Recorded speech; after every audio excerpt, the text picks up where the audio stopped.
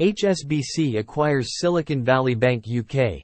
Sale facilitated by Government, Bank of England. The British government and the central bank, the Bank of England, have facilitated a private sale of Silicon Valley Bank UK to HSBC, according to Chancellor of the Exchequer Jeremy Hunt. He stressed that deposits will be protected, with no taxpayer support. In a filing with the London Stock Exchange Monday, HSBC stated that its UK subsidiary, HSBC UK Bank plc, is acquiring Silicon Valley Bank UK Limited for one. This is a huge relief, and we can look our teams in the eye.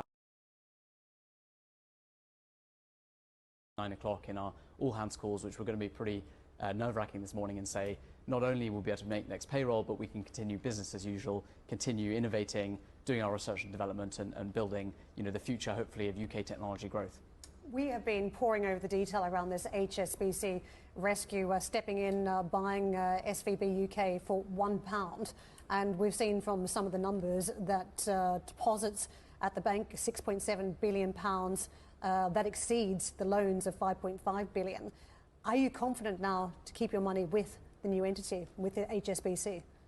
HSBC is a great outcome. We've been banking with them in Hong Kong for several years as well. For the bank to go to a really large household name that has got hundreds of years of history, I think is one of the best outcomes we could have had, to feel like we can now stay with the new SVB, which has been such an important partner to the startup ecosystem here and in the US for decades now. So we feel confident. If you like HSBC that much, why didn't you just bank with them to begin with?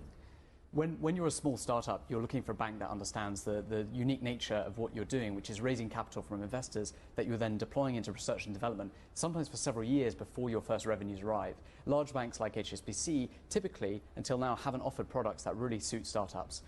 Silicon Valley Bank has always been really good at doing that. For example, Silicon Valley Bank has invested in 60% of some of the US climate subsectors of startups very, very early on, investing in the future of climate change. And as our companies matured over the years and built up revenues, we've been able to go to HSBC and create accounts with them to store parts of our cash. But in the early stages of early research and development, early AI development, etc., Silicon Valley Bank has been a uniquely well-positioned partner.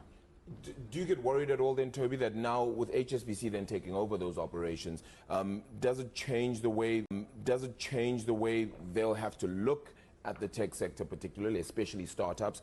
And because of a perhaps slight lack of experience in that regard, they may not necessarily have the tools to kind of ensure that there's a big boost in that tech startup space, and you may find yourselves in a folly because of it. Do you fear that because of this change that there might be a change for your business too?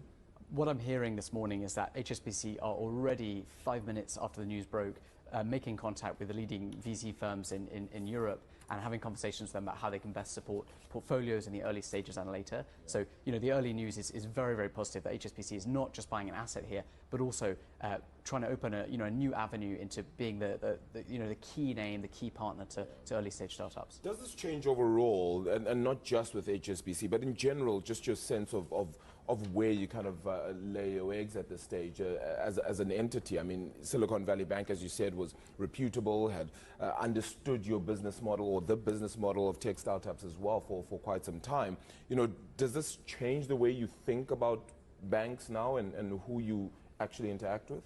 I think lessons have certainly been learned by our sector. When you're an early stage startup, the one thing you expect not to fail is your bank. We're taking a lot of risk as entrepreneurs. Yeah. That's the bit we expect to be solid. For me, the lesson I'm learning from this is we have to think about diversification as our business matures, and think about diversifying our cash across different entities. However, when you're an early stage startup, you're in a fight for survival every single day. And I don't think that a team of 3 people or 5 people or 10 people has got the capacity to run a treasury team that's managing 10 bank accounts. So the news that SVB is going to a large, well-established household name like HSBC